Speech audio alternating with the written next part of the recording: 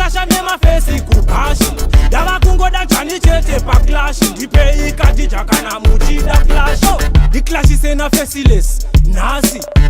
ndapedza muchati pamamaxi chandichaita haasi majokes ndichamupedzera kusvika abvisa chimasi. Oh no no, the girls them popo. Oh Choki nasi ndokutyora riki pandiri ini ndogara muchiki ndonzi Mr. Faki kana Mr. Mambo ndine akasimba sarambo zvavakuka mekiriki paya uya warova kariyezi levosi mudze mawani uya uri redi panapa magezi zvavakuka mechipesilesi uya wakarova katirezi pantani yatotsvaka pesi uye wadya nhasi handina mesi. bedroom bully reka bedroom bully ndoda kukupedzera isachiuri ndoda kukusiya wapwanyamdhuri yese yanolava ndobata ndoda kukuita kuita kunge seso sapaparika ndoda kupinza yevo sambovhunduka ndini watobaga ndoda kokonseya wadeketera ndotanga ndakukurura ndoona zviri mugalari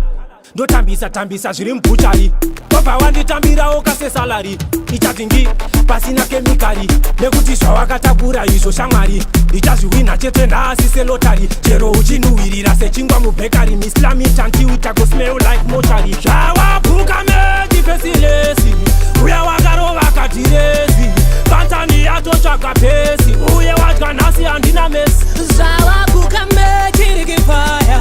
uya warova kariyezi levosi mudze mawani uya uri redi panapa magezi maskiri yacho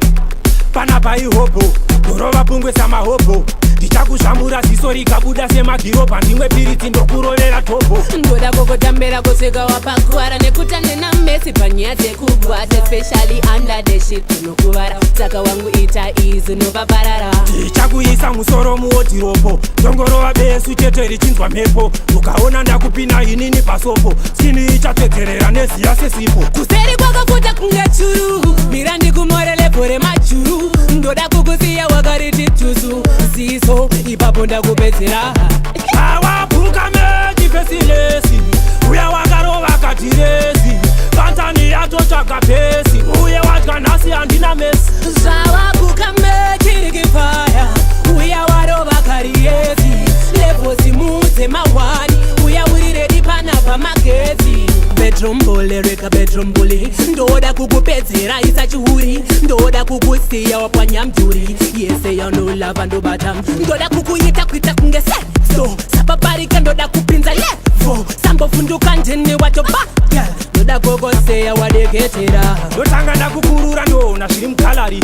ndotambisa zviri mubhuchari kobva wanditambirawo kasesalari ichati ndi pasina kemikari nekuti zvawakatakura izvo shamwari ndichazviwina chete ndaasise lotari chero uchinuhwirira sechingwa mubhekari mislamitantiuta kusmell like mochari zvawabhuka mechipesilesi